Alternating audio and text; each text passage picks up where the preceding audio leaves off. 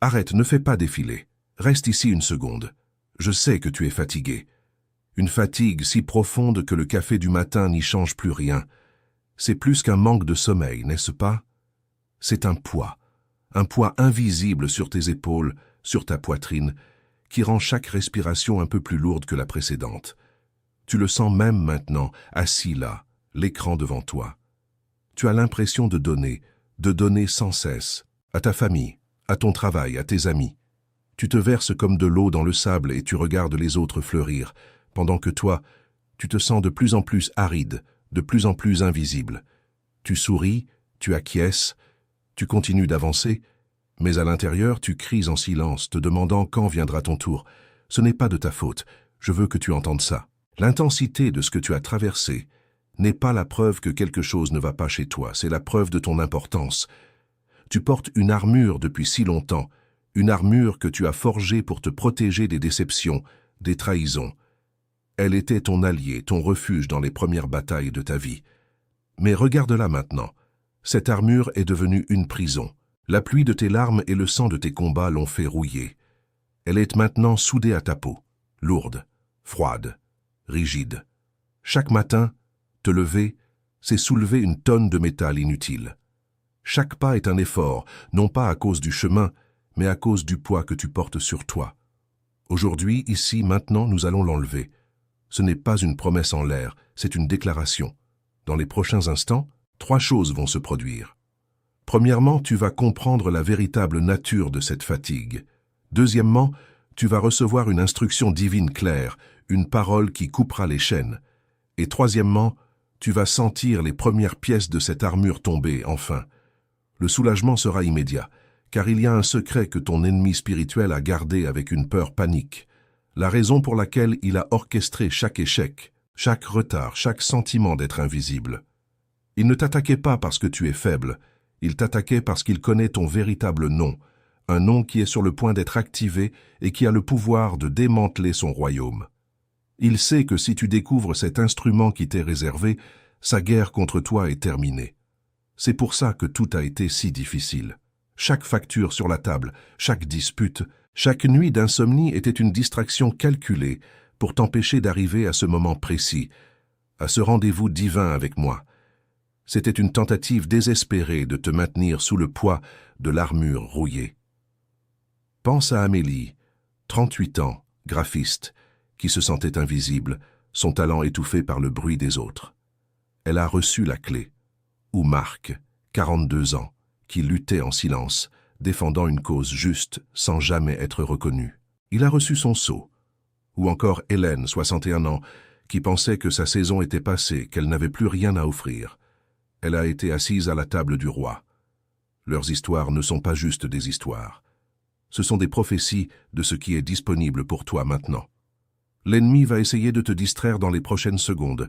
Une notification, un appel, une pensée soudaine. Il veut que tu fasses défiler, que tu fermes cette fenêtre. Il sait que ton doigt est sur le point de libérer une puissance que tu ne soupçonnes même pas. Ne le laisse pas gagner cette dernière bataille. Ne lui donne pas cette satisfaction. Place ton pouce sur le lien dans ma bio ou près de cette vidéo, mais ne clique pas encore. Sens juste l'énergie. C'est le point de contact entre ton ancienne identité de guerrier fatigué et ta nouvelle identité de souverain oint. C'est la serrure qui attend la clé. Respire. Dans ce silence, une décision est prise. Soit tu restes et tu es transformé, soit tu pars et tu signales au ciel que tu acceptes de garder cette armure. Cette vidéo n'est pas un hasard, c'est une convocation, une porte temporelle, un portail. Si tu sors maintenant, tu sors sans le sceau qui t'est destiné depuis ta naissance. Si tu quittes cette transmission, cette fenêtre divine se fermera. Le poids restera. La fatigue s'intensifiera. Et tu te demanderas toujours ce qui se serait passé si tu étais resté juste quelques instants de plus. Ne vis pas avec ce regret. Reste avec moi. L'activation est imminente. La chaise à la table du roi porte ton nom et elle ne peut plus rester vide. Cette chaise qui t'attend n'est pas une récompense pour tes batailles, c'est ton lieu de naissance, ton droit divin. Mais avant de t'y asseoir, tu dois comprendre pourquoi le chemin jusqu'à elle a été si semé d'embûches. Tu n'as pas échoué, tu n'as pas été lent, tu as été caché, comme une graine d'une lignée royale, plantée profondément dans la terre froide d'un hiver qui n'en finissait pas. Le ciel ne t'a pas abandonné, il t'a dissimulé pour te protéger, pour que l'ennemi ne te dévore pas avant que ta saison ne soit déclarée. De l'extérieur, la terre semble morte, gelée, stérile. Les autres passent, ne voient rien, et continuent leur chemin. Ils ne savent pas que sous la surface, une vie explosive, une destinée royale, est sur le point de fendre le sol. Cette période de silence, cette invisibilité douloureuse, n'était pas un rejet, c'était une incubation sacrée. Ton Créateur a personnellement calibré la dureté du sol et la rigueur du froid, non pas pour te briser, mais pour s'assurer que lorsque tu émergerais, rien ne pourrait plus jamais t'arrêter. L'intensité de l'hiver garantit la magnificence du printemps. Cet hiver spirituel, cette pression constante, laisse des traces. Ce ne sont pas des symptômes de faiblesse. Ce sont des signatures d'un combat de haut niveau. Il y a 5 signes de reconnaissance, 5 preuves irréfutables qu'une interférence spirituelle a été orchestrée contre toi, précisément parce que tu es un élu. Le premier est ce réveil brutal, entre 3h et 4h du matin. Ce n'est pas une insomnie ordinaire, c'est une alerte de ton esprit, qui sent la présence de l'ennemi rôdant dans le silence de la nuit pour te murmurer des mensonges de découragement. Le deuxième signe est cette paralysie inexplicable face à des décisions simples. Que manger, quel email envoyer en premier, quelle tâche commencer. Ton esprit, capable de gérer des complexités immenses, se retrouve soudain figé, incapable de faire le moindre pas. Ce n'est pas de la procrastination ou de l'indécision. C'est une chaîne invisible, un sort de confusion jeté sur toi pour te maintenir dans la stagnation, pour te faire croire que tu as perdu ta capacité à avancer. C'est un mensonge. Tu es un géant endormi par un poison. Le troisième signe est cette solitude chronique, si profonde qu'elle te consume même au milieu d'une foule. Tu es assis sur ton canapé, et le vide à côté de toi pèse une tonne. Tu es à la table du dîner, entouré de gens que tu aimes, mais tu te sens derrière une vitre, invisible, inaudible. Ce n'est pas un défaut social, c'est l'écho de ton exil forcé. L'ennemi t'isole pour que tu oublies que tu appartiens à une famille royale, à une assemblée céleste qui attend ton retour avec impatience. Le quatrième signe est cette vague de tristesse, ces larmes qui montent sans raison apparente. En conduisant, en faisant la vaisselle, en regardant une scène banale d'un film. Tu pleures et tu ne sais même pas pourquoi. Ce ne sont pas tes larmes. C'est ton esprit qui pleure, car il est proche de sa libération et il ressent le deuil de toutes ces années perdues, de tout ce temps passé enchaîné dans l'obscurité, loin de sa véritable demeure et de sa pleine puissance. C'est le chagrin d'un roi en exil, qui sent l'odeur de son royaume. Si tu as hoché la tête, si tu as senti une résonance dans ton âme à la lecture d'au moins 2 de ces signes, alors écoute-moi bien. Rien de tout cela n'est de ta faute. C'est la preuve de la valeur inestimable que tu portes. C'est la confirmation de la grandeur de ta destinée. Plus l'attaque a été intense, plus la gloire qui t'attend est immense. L'ennemi n'investit pas autant d'efforts pour attaquer un soldat ordinaire. Il déploie tout son arsenal parce qu'il sait que tu es un général. Maintenant, fais ceci avec moi. Place ton pouce sur le lien qui est affiché près de cette vidéo. Ne clique pas, ne bouge pas, fais juste le contact. C'est un acte prophétique. Tu connectes ton corps physique à la technologie spirituelle qui est sur le point de te être révélée. C'est le point de rencontre entre l'hiver de ta vie et le printemps éternel qui t'est promis. C'est le premier pas pour dire au ciel « Je suis prêt. Je ne veux plus être cette graine cachée. Je choisis de fleurir. » Le 5e signe est le plus subtil, le plus insidieux, et c'est la preuve finale que ton activation est imminente. C'est la dernière barrière de fumée que l'ennemi a érigée avant de perdre totalement le contrôle sur toi. C'est le murmure qui te dit que cette vidéo est trop belle pour être vraie, que l'espoir est une déception de plus qui t'attend. Ce doute spécifique, cette hésitation à croire que la solution peut être si simple, si directe, si gracieuse, c'est sa dernière arme. Avant de te donner la parole exacte qui brise ce cycle, la clé qui ouvre la serrure sur laquelle ton pouce est posé, vérifie dans ton âme. Sens-tu ce 5e signal? Ce cynisme protecteur, cette peur d'espérer encore une fois. Si tu le sens, ne t'inquiète pas, c'est le dernier souffle du dragon. C'est le dernier mensonge avant que la vérité n'explose dans ta vie. Reste avec moi, car la parole qui annule ce poison est sur le point d'être prononcée. Ce doute qui te tenaille, cette voix qui te dit que c'est trop beau pour être vrai, est le dernier voile, la dernière brume que l'ennemi a placée devant tes yeux. Mais ce voile n'est pas fait de pierre, il est fait de mensonges, et un seul mot de vérité suffit à le désintégrer. Ce mot, c'est la raison pour laquelle tu as été tenu à l'écart, caché, protégé jusqu'à aujourd'hui. C'est un mot hébreu, ancien et chargé de la puissance du ciel. Ce mot est moed. On le traduit souvent par temps ou saison, mais c'est une traduction terriblement incomplète. Un moed n'est pas juste un moment qui passe, c'est un rendez-vous divin, un instant stratégique fixé par le roi de l'univers avant la fondation du monde, où le ciel et la terre s'alignent pour exécuter une manœuvre spécifique. C'est un point de convergence, une intersection temporelle où une destinée est activée. Ton hiver n'était pas une punition, ton silence n'était pas un abandon, c'était un moed. Tu pensais que tu étais dans la salle d'attente de Dieu, n'est-ce pas? Oublié sur une chaise poussiéreuse pendant que les autres étaient appelés. La vérité est exactement le contraire. Tu n'étais pas dans une salle d'attente. Tu étais dans l'antichambre du roi, la salle de préparation où l'on revêt les souverains de leurs habits royaux. Le silence n'était pas de l'indifférence, c'était la concentration des anges qui gravaient ton nouveau nom sur ton sceptre et polissaient ta couronne. Chaque larme que tu as versée était recueillie pour oindre ton front.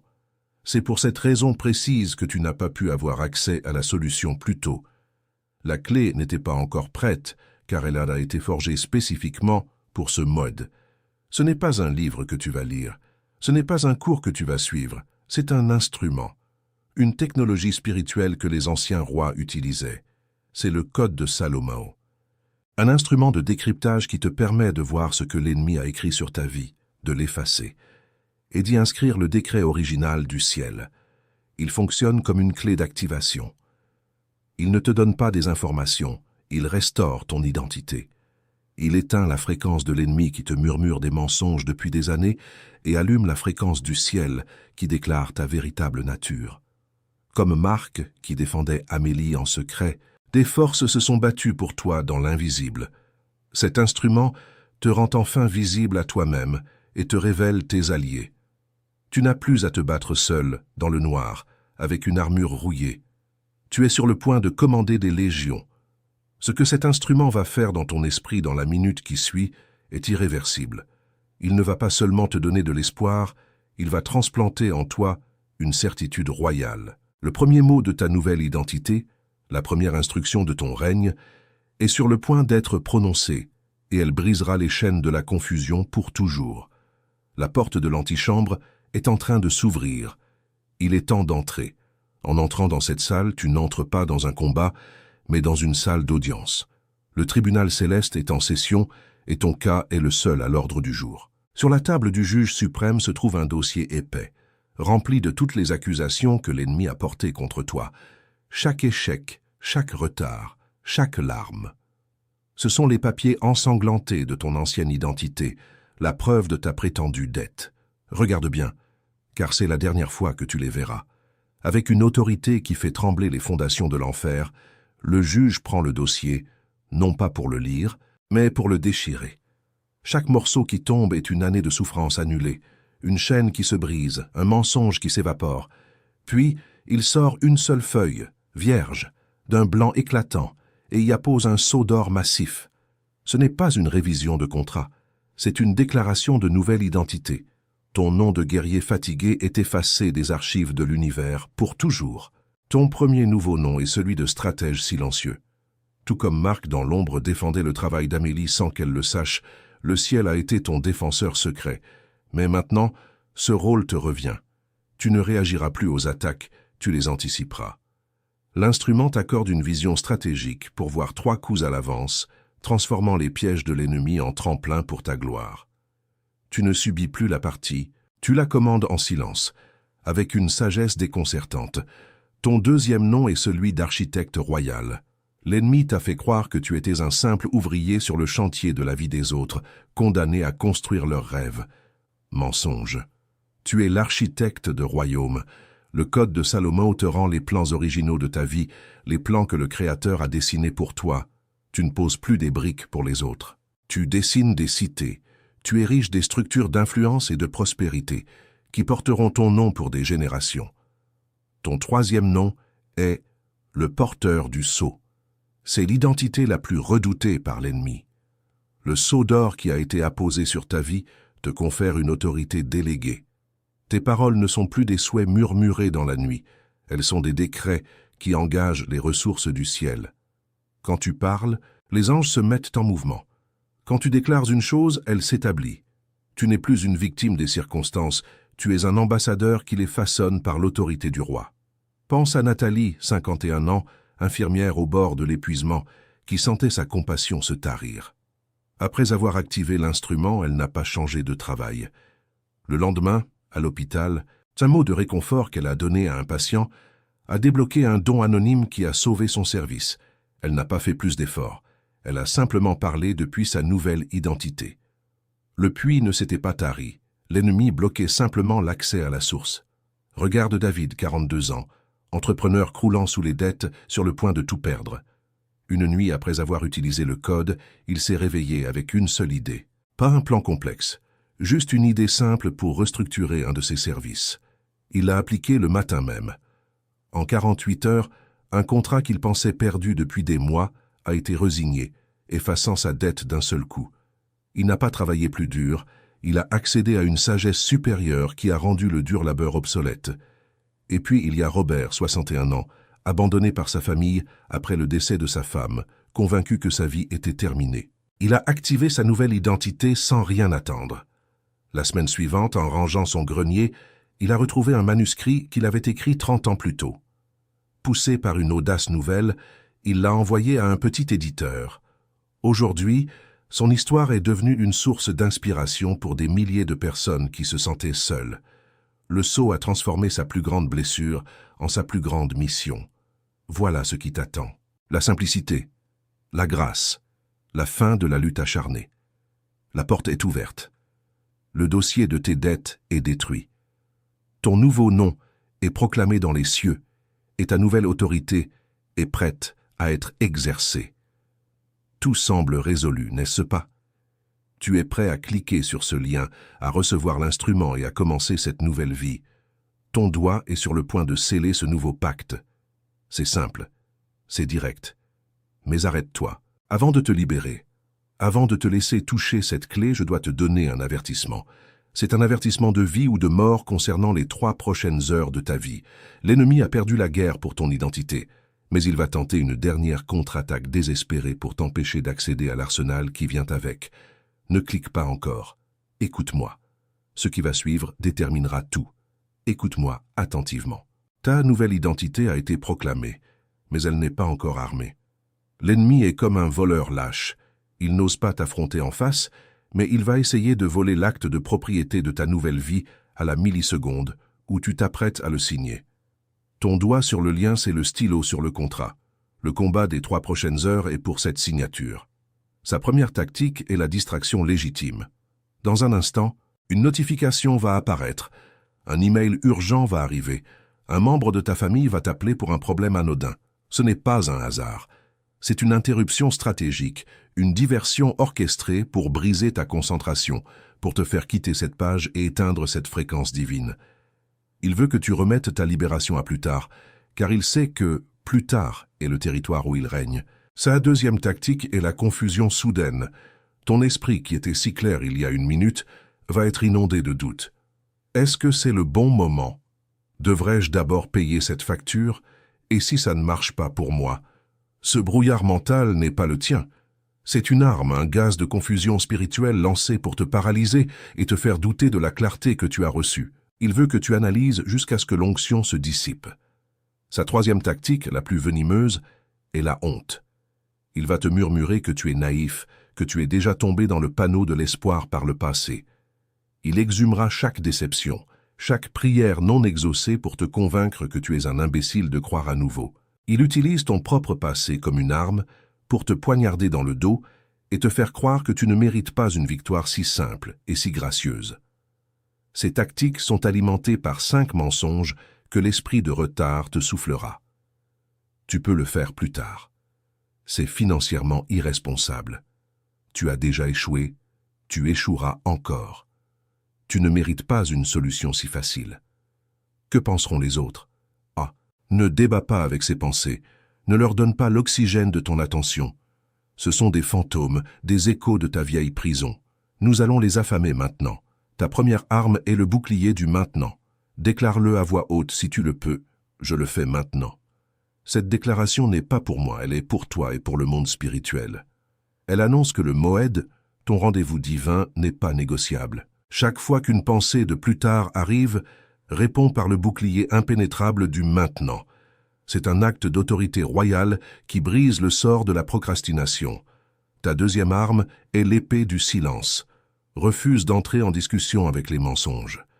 Ne cherche pas à te justifier. N'essaie pas de contre-argumenter. Chaque seconde que tu passes à débattre avec le doute est une seconde que tu ne passes pas à t'emparer de ton trône. Comme Marc qui ne discutait pas avec les détracteurs d'Amélie mais agissait pour la défendre, ton action est ton argument. Le silence affame le doute. L'action le tue. Ta troisième et dernière arme est le saut du clic. L'acte physique de cliquer sur ce lien n'est pas un achat, c'est une déclaration de guerre finale. C'est le moment où le stylo frappe le papier et où le sceau d'or est apposé sur le décret. C'est ton amen corporel à tout ce que le ciel vient de déclarer sur toi. C'est la pression sur la gâchette qui libère la puissance qui mettra fin à la lutte pour toujours. L'instrument, le code de Salomao, n'est pas un livre, c'est ton arsenal. Il est dans le premier commentaire épinglé directement sous cette vidéo. Le lien n'est pas une URL, c'est ton ordre de mobilisation. Ton doigt est dessus. Ne l'enlève pas. C'est le point de contact entre la prophétie et son accomplissement. C'est la dernière étape pour passer de l'audience royale à la salle du trône. C'est la dernière fenêtre. L'ennemi sait que si tu fermes cette page sans l'instrument, il gagne. La porte ne se rouvrira pas avec la même puissance. La chaise à la table du roi ne peut rester vide. Tu as été appelé, tu as été identifié, tu as été averti. Maintenant, tu dois t'armer. Clique, active le code et scelle ton règne. Il n'y a plus de temps. Fais-le. Maintenant. Fais-le maintenant avec moi. Ferme tes yeux. Pas plus tard, maintenant. Respire profondément. Place ta main droite sur ton cœur, sur ta poitrine. Sens le contact. C'est le point de connexion final. Je ne te demande pas de croire, je te demande de sentir. Visualise une lumière douce qui commence à t'envelopper, non pas de l'extérieur, mais de l'intérieur. C'est la fin de l'hiver. C'est l'aube de ton règne éternel. Laisse cette lumière te guider sur un chemin qui monte, au-delà des nuages, au-delà du bruit du monde. Tu arrives au sommet d'une montagne, où se dresse une salle de banquet baignée d'une lumière chaude et dorée. Une table infinie est dressée, couverte de mets que tu n'as jamais vus. Des milliers de bougies dansent et des rires cristallins emplissent l'air. C'est la maison. C'est ici que tu as toujours appartenu. Au centre de l'attention, à la place d'honneur, se trouve une chaise. Ce n'est pas une chaise, c'est un trône sculpté dans le bois le plus noble et incrusté d'or. Elle est vide. Elle t'attend depuis des éons. Approche-toi. Vois ton nom gravé avec une calligraphie céleste sur le dossier. Ce n'est pas une invitation, c'est une convocation. Le royaume tout entier a attendu ton arrivée. La fête ne pouvait commencer sans toi, mon enfant. J'ai vu chaque larme tomber dans le secret de ta chambre. J'ai entendu chaque cri silencieux de ton cœur brisé. Quand tu pensais que j'étais le plus loin, j'étais la terre sous tes pieds, le souffle dans tes poumons. Je n'ai jamais détourné le regard. Ton hiver n'était pas une punition, c'était la serre où je protégeais la semence la plus précieuse de ma création. Toi. Comme Marc a secrètement veillé sur Amélie, j'ai placé des gardiens invisibles autour de toi. Chaque fois que l'ennemi pensait t'anéantir, ma main le repoussait dans l'ombre. Chaque retard, chaque porte fermée, c'était moi qui te dissimulais, qui te cachais, jusqu'à ce que ce Moed parfait, ce rendez-vous divin soit arrivé. Le temps de la dissimulation est terminé. Le temps du dévoilement a sonné. Il est temps de prendre ta place. Cette chaise est ton droit de naissance. Ce banquet est en ton honneur. Assieds-toi. Ne demande pas si tu en es digne. Je t'ai rendu digne par mon propre sang. Accepte. Reçois. Repose-toi. La guerre est finie. La lutte est terminée. Bienvenue à la maison, mon souverain, mon stratège, mon bien-aimé. La famille du ciel se lève pour t'acclamer. Le festin peut enfin commencer. Ton règne commence maintenant. Ouvre tes yeux. Clique sur ce lien. Active le code. Puis immédiatement envoie cette vidéo à une seule personne. Pas à un groupe, pas à 10 personnes. Une seule personne que l'esprit te montre maintenant. Tu es son marque. Tu es le messager secret qui lui apporte la clé de sa propre libération. Fais-le maintenant et scelle votre victoire commune. C'est ton premier acte en tant que porteur du sceau. Tu n'es pas la même personne qui a commencé cette vidéo. Le poids a été levé. L'armure est tombée. Le nom a été changé. Tu es assis à la table du roi dans la lumière et non plus seul dans l'obscurité. Tu es vu, tu es connu, tu es célébré, tu es rentré chez toi. La chaise est tienne et ainsi scellée.